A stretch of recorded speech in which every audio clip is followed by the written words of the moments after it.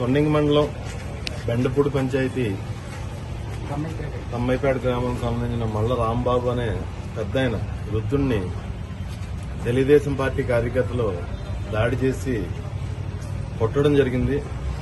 అతను కోమాలోకి వెళ్లి లాస్ట్ 5 days నుంచి మంచం మీద ఉన్నాడు.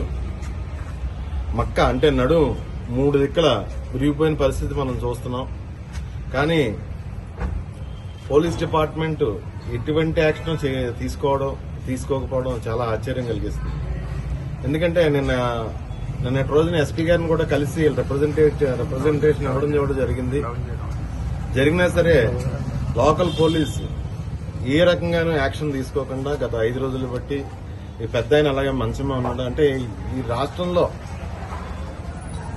ప్రజలకు ఏ రకమైన మెసేజ్ ఇస్తున్నారు అంటే తెలుగుదేశం పార్టీ కార్యకర్తలు కొట్టేసి నడుము ఎరగొట్టేసినా సరే పోలీసులు చర్య తీసుకోరు, మీ నచ్చినట్టు చేసుకోండి అని చెప్పేసి రెడ్ బుక్ రాజ్యాంగం ద్వారా మీరు ఏ రకమైన మెసేజ్ ఇస్తున్నారో నాకైతే అర్థం కావట్లేదు. ఖచ్చితంగా ఈ విషయంలో పోలీస్ డిపార్ట్మెంట్ చర్య తీసుకోవాలి. ఒక కేసు కూడా పెట్టకుండా ఎంకరేజ్ చేస్తున్నారు.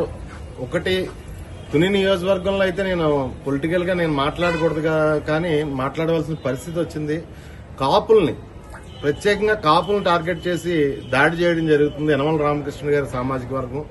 అదొకసారి మనసులో పెట్టుకుని మీరు ఒకసారి సరి చేసుకుంటే బాగుంటది. లేకపోతే తీవ్రమైన పరిణామాలు ప్రతిదానికి నేను సమాధానం చెప్పేస్తాను. నాకు సమాధానం చెప్పడం బాగా అలవాటు, బాగా ఇష్టం కూడా. ప్రతిదానికి సమాధానం ఉంటుంది.